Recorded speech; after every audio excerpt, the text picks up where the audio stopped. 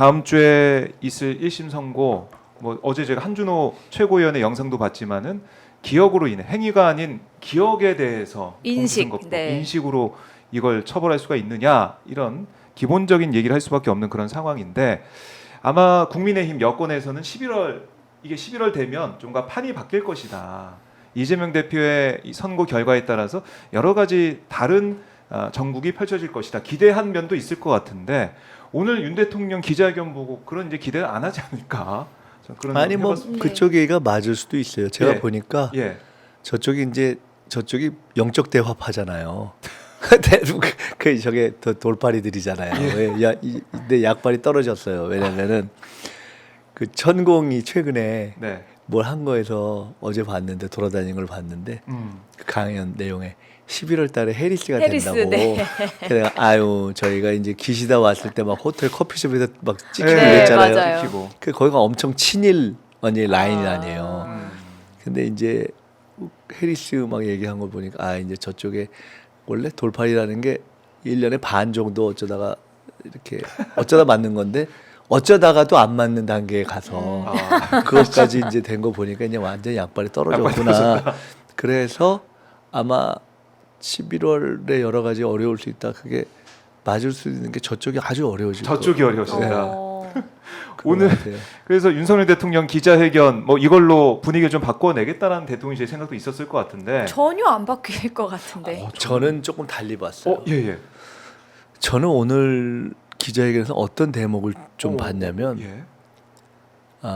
일종의 저게 이제 국정마비의 확인 사살이다 제가 이렇게 표현한 이유가 저게 사실 우리가 상식의 눈으로 봤을 때 누가 봐도 저거 왜 했지 하는 기자회견 한 거잖아요. 맞아요. 이 타이밍에 뭔 주제를 가지고 누구한테 사과하는지도 애매모호한 그리고 아무 내용 없는 걸 한 거잖아요. 해법에 도움이 안 되는 걸 한 거잖아요. 우리가 전혀 얘기 다른데 무슨 뭐 화성 남자 무슨 어디 여자 뭐 이런 거 보면은 또 나오는 얘기지만 부부싸움 하다가 남편이 뭐 잘못했어 하는데 그럼 부인이 아니 뭘 잘못했는데 뭐. 아니 그냥 무조건 잘못했어 이러면 더 두들겨 맞잖아요. 사실은 너 뭘 잘못했는지 얘기해. 딱 그거 한 거잖아요. 그냥 내가 하다가 그냥 무조건 잘못했으니까 저는 이 시키는 대로 했을 가능성이 높은데 저 문제가 뭐냐면 저런 기자회견은 정치의 상식으로는 안 하거든요.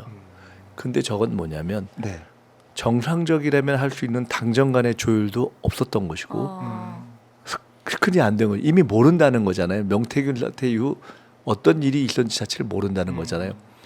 대통령실에서의 정상적인 정무기능, 예를 들어 정무수석실에서 아무리 못해도 정무수석실에 있는 실무자들이 움직이면 이쪽이건 저쪽이건 기본은 보잖아요.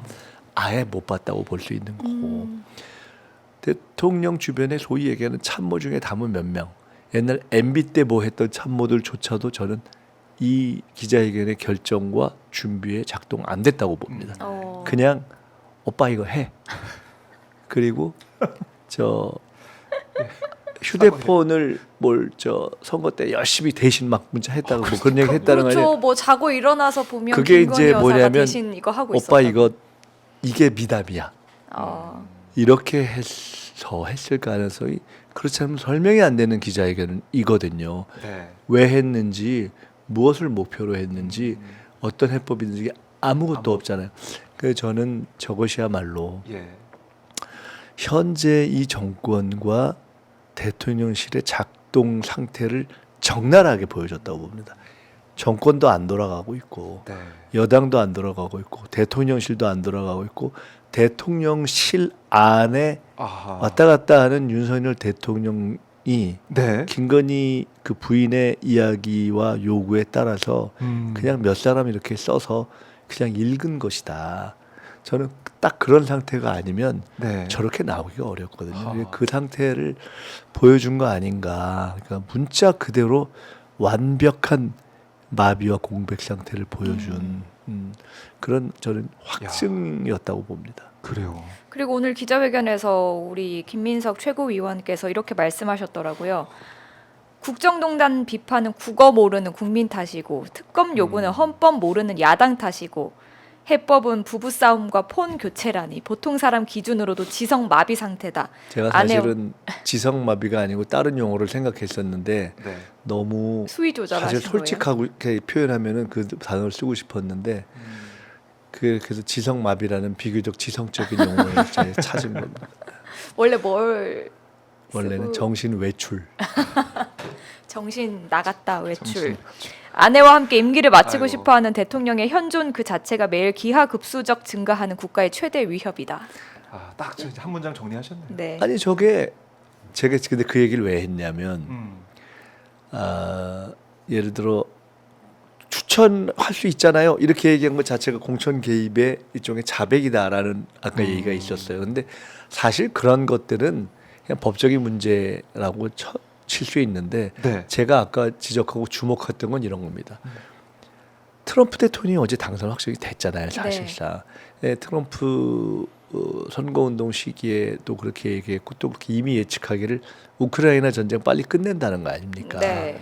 근데 거기다 대놓고 우크라이나를 사실상 더 뭐 어떻게 좀 푸시해보겠다는 톤으로 하나를 얘기했잖아요. 맞아요. 또 하나는 방어하고 아까 우리. 보니까 물론 통상정책과 관련된 이야기를 하다가 나온 거긴 한데 아우 이 나라 저 나라에서 트럼프 될까 봐 걱정했다고 하는 그게 상식적으로 있을 수 없는 얘기를 한 거잖아요. 트럼프가 그거- 당선이 됐는데. 그러니까 참. 그냥 입을 여는 족족 국가의 해가 되는 거예요.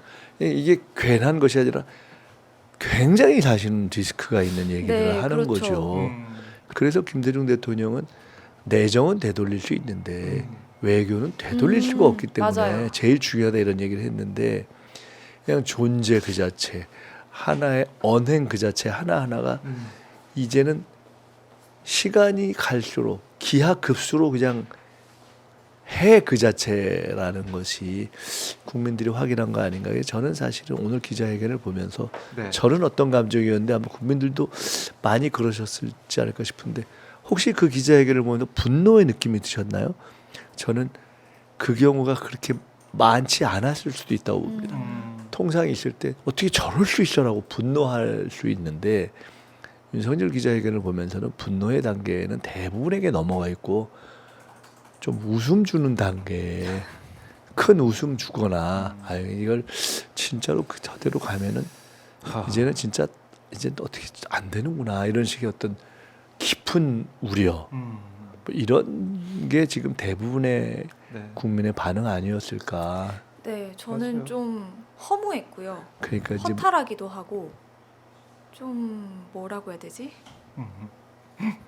그러니까 거의 뭐 어떻게 딴 세상 사람들이 저런 그랬던 거짓말을 것처럼. 할 수 있어라고 막 분개하는 것이 과연 국민의 주 감정이었을까? 그 저는 아닐 것 말씀하신 같더라고요. 대로 분노, 분개하는 감정의 단계는 이제 넘어선 것 넘은 같아요. 것 같다는 네. 전 생각을 했습니다. 네. 그래서 이게 더 버티기 어려운 내리막이 시작되는구나라고 전 느꼈습니다. 사실. 그래서 이제 국민들이 하는 얘기가 이게 오늘 대국민담화 얘기를 들어보면 2027년 5월 9일까지 그 임기까지 최선을 다하겠다 이런 내용도 들어가 있지 않았습니까? 한마디로 정리하면 아내와 함께 임기를 마치고 싶습니다. 저게 네. 한 줄 정리라고 볼 수 있죠.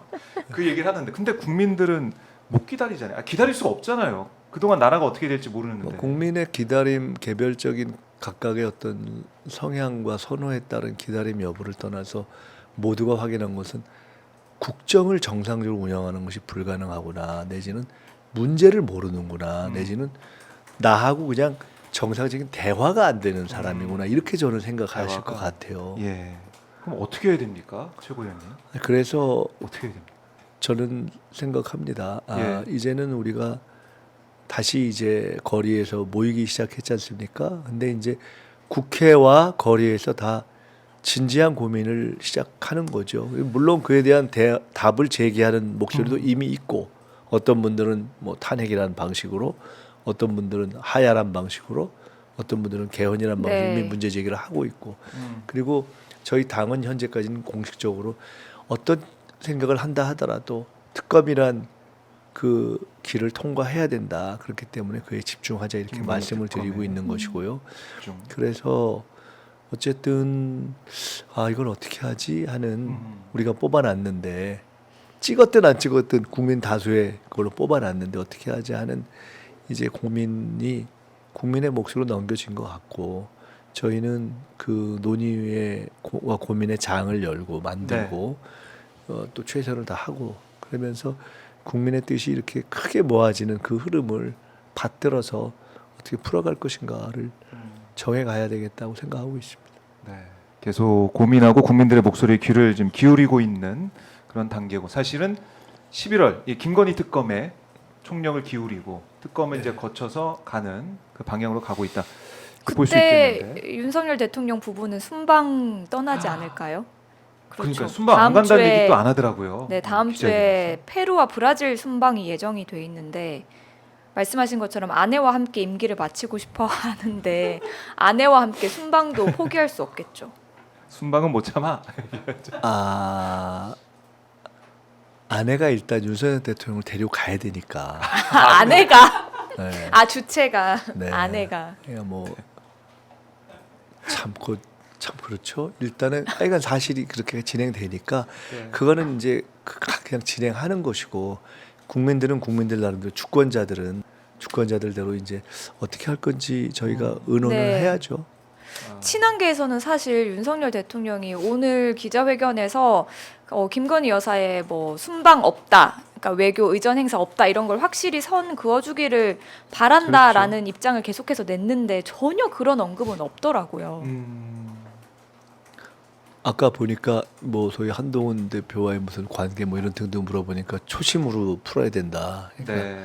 너 옛날에 내 밑에 있을 때 생각해 그 얘기잖아요 네, 지금. 네. 너 내 밑에 있었잖아. 아 이 자식이 지금 이거잖아요. 원조 김건희 라인 아니야? 뭐 얘기 좀 하는 것 같은데. 이렇게 윤 대통령의 기자회견 아마 여기에 대해서 국민들이 분노를 넘어선 각자 이제 판단하시면서 저는 한동훈 대표가 간 보는 게 이제 네. 몇 초 안 남았다고 봅니다. 더 어. 이렇게 가면 그냥 같이 쓸려 가는 겁니다. 아하. 뭐 우리도 그걸 뭐 내내 그 얼굴만 바라보고 있을 수도 없고 이 역사의 도도한 흐름이라는 것은 이렇게 축축축축 진행되는 것이기 때문에 네. 한동훈 대표가 그나마 역사에 기여할 수 있는 그간의 뭐 원조 김건희 라인부터 시작해서 많은 이 정권의 출범과 잘못되는 걸 다 역할을 했고 법무장관일 때 얼마나 나쁜 짓을 많이 했습니까? 여당 대표로서 그렇지만은 요만큼의 그래도 하다 보면은 역사의 구비에 가는 방향에서 이렇게 손을 보탤 때가 있는 거거든요. 근데 그 마지막 시간이 지나가고 있는 것인데 이걸 앞두고 그 동안에 뭐 감찰관이니 뭐 이런 얘기했는데 지금 아마 답도 이 회견을 보고 그냥 뭐라고 말을 할지를 못 하고 있는 상황일 텐데 예. 입장을 정해야 되겠죠. 음. 그것조차 만약 안 하고 또 어떻게 묘수풀이를 하는 식으로 가려고 하면은 이제 한동훈 대표 자신이 그냥 아예 그래 원래 아바타인데 혹시 아닐까 생각했으나 아닌 게 아님이 확인됐다라고 국민들이 정리하실 시간이 그렇게 많이 남지 않았다. 시간이 없다. 국민들의 인내심도 이제 바닥을 네. 드러낼 수밖에 없다. 이번 주 토요일 집회는 6시 반입니다. 네. 6시 반 광화문 시청에서 네, 서울시청. 네, 진행이 되는데요. 여기서 또 어떤 많은 얘기들, 어떤 많은 시민들이 나올지 저희 지켜보도록 하고 어제 아침에 예. 제가 특별히 조국혁신당에도 부탁드린다고 했는데 맞아요. 어제 낮에 조국혁신당 의원 두 분하고 같이 저희가 천준호 의원님하고 얘기를 했고요. 근데 뭐 아주 그냥 흔쾌히 원래 이번 주는 계획이 없으시다고 하더라고요. 그 다음 주는 공동으로 해서 하자. 네. 근데 그러면 뭐 그러냐 그냥 정당들 다 같이 하자 이렇게 그 노력을 하자고 합의가 됐고 네. 저희가 그뿐만 아니라 그냥 이게 한 주 이번 주를 쉬는 것이 좀 그럴 것 같아서 이번 주에 저희가 조금 힘들어도 우리 당이 장을 여는 것이 맞을 것 같아서 집회장을 열었고요. 거기에 그 조국혁신당이 아직 결정을 어떻게 했는지 아직 모르겠는데 그 다음 주는 다 같이 하기로 했고 네. 네. 다들 오셔서 좀 말씀을 해주십사 했더니 지금 모든 당에서 진보당, 저 사회민주당, 기본소득당에서 다 와서 연대사를 하시기로 했기 때문에 사실상 정당들이 자체 당원 동원이라는 건 큰 의미는 많지 않은 거잖아요. 시민들이 오시는 거니까. 근데 와서 다 대표들이 연대 말씀을 하시기 때문에 사실상 연대 행동이 이번 주 토요일부터 시작됐다. 네. 조국혁신당까지 오면 뭐 다 이미 그냥 연대 행동이 시작되는 거죠. 네, 이번 주 토요일 6시 반 서울시청역 8번 출구에서 진행이 됩니다. 제2차 국민행동의 날이고요. 네, 저희가 기대를 해보고요. 이제 최고위님이 가실 시간이 이제 다 돼가지고 보내드려야 되는데 그래도 오늘 이 범민주 릴레이 특집 방송 이재명 대표 무죄 탄원을 위한 방송이니까 끝으로 가시기 전에 서명 독려 메시지 한번 들어보겠습니다. 어제 제가 유튜브에서 또 본 재미나는 게 하나가 요새 그 전 세계적으로 뜬 아파트 아, 네. 그거 갖고 아파트, 윤석열 아파트. 김건희 퇴진송 그게 떴더라고요. 아 그래요? 아, 그거 떴어요. 중독성 있는데. 그 어제 그거 떴어요. 그래서 야 제가 이제 옛날에 그 탄핵 때 보면 다 어떤 거리에서의 창조적인 아이디어들이 막 나왔잖아요. 본물처럼. 근데 이제 맞아요. 그 본물이 시작됐나 보다 이런 생각이 들었고요. 그런 결국은 결정은 주권자인 국민들이 하는 거지 않습니까? 아까 우리가 재판, 뭐 배심원제, 국민참여재판 얘기했지만 결국 법의 최고봉인 헌법의 주인도 아, 국민이고 네. 국민이 결국은 판단하는 것이죠. 그래서 이 모든 것에 있어서 국민들의 어떤 이 상황에 대한 법적 판단, 사법적 판단, 정치적 판단 이 모든 것이 있다고 보고 지금 나라가 이 모양인데 이 말도 안 되는 기소를 가지고 사실상 이 상황에서 거의 유일한 대안으로서 우리가 권력을 교체했을 때 권력을 짊어져야 될 제일 큰 책임을 지고 있는 이재명 대표를 올가맨다는 게 말이 되냐라는 국민의 판단이 있는 것 아니겠어요? 네. 저희는 그것을 무겁고 또 감사하게 책임감을 갖고 이렇게 받아들여야 되고요. 그래서 다시 한번 이런 흐름을 시작해 주신 모든 분들께 감사드리고 오마이뉴스 특별히 감사드리고요. 꼭 100만, 200만 이렇게 저희가 가고 그 숫자가 단지 재판만을 생각하는 것이 아니라 세상을 바꾸자라는 그런 뜻 아니겠는가. 저희가 그 모든 것을 한 분 한 분의 서명을 무겁게 받아들이고 열심히 하겠다 이런 말씀을 드립니다. 네, 알겠습니다. 최고위님 오늘 말씀 잘 들었고요. 지금 좀 아쉽다 이런 질문이 있는데 네, 잘 듣고 있었는데 가셔야 되냐고. 저희 오마이 TV에서 다시 한번 또 우리 네. 최고위님 모셔서 말씀드리는 시간을 갖도록 네, 하겠습니다. 김민석 네. 최고위원님과 이야기 나누는 동안 71만 명 향해 오. 가고 있고요. 아유, 너무 네. 잘- 자, 이 최고위님 나오시니까 쭉쭉 또 숫자가 올라가고 있습니다. 고맙습니다, 최고위님. 다음에 또 뵙겠습니다. 네, 감사합니다. 감사합니다.